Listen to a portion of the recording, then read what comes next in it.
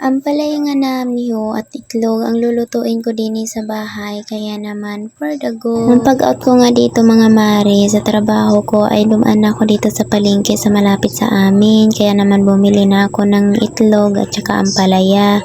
Sinamahan ko na lang din ng kamatis. Kaya naman pagdating mga mare ay kinuha ko na yung sangkalan namin dun sa baba kasi naman di pa naakyat namin dahil sa baha, at dito na lang ako nagluluto sa taas. Dito na nga kami sa taas nagluluto mga mare kasi nga may pasunod na bagyo at baka naman ay tatangayin naman ulit kami at lulunurin na naman ang baba. Kaya naman ang ginawa namin na hindi na namin binababa yung mga nat ay aakyat na namin dito sa taas. Kaya naman for the go sa luto dito sa taas. Mahirap din kasi mga mare kung panay akyat baba. Ang sekreto ko nga sa ampalaya para hindi mapait mga mare ay ganito ko ginawa. Nilagyan ko ng asin, tapos nilagyan ko ng tubig at kinukumusan ko lang yan siya mga mare. Kaya naman pagluluto ko hindi talaga siya mapait at masarap yung lasa. At syempre mga mare, mas masarap pag hahaluan natin yan ng kamatis. So 2 piraso nga lang yung kamatis dahil napakamahal na po ng kilo ngayon.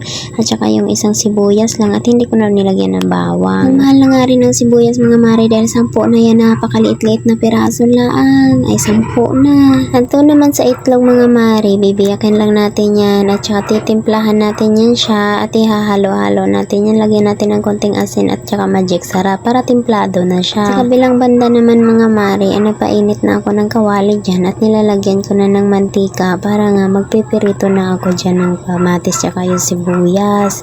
Pasensya na kayo sa voice over ko mga mare kasi maingay talaga dito kapag nagbo-voice over ako kasi nga marami kaming kapitbahay dito at meron din mga maiingay lang sa tabi-tabi. Pagkatapos mo namang magprito ng sibuyas mga mare, syempre isunod mo na din yung kamatis kaya para din maluluto din siya bago natin isunod yung at syempre pagka mare napagaluto na ng mga sibuyas at saka yung kamatis, isunod na natin yung ampalaya, tapos imikos-mikos lang natin yan saglit, tapos hayaan natin at titimplahan natin yan ng panimpla. At yung napansin nyo naman na luto na yung ampalaya at saka yung kamatis ay ilalagay na natin yung itlog at saka mikos-mikos na yan mga mare. Paborito ko talaga yung ampalaya at itlog mga mare, lalo na't ako yung nagluluto ay talaga naman napakasarap.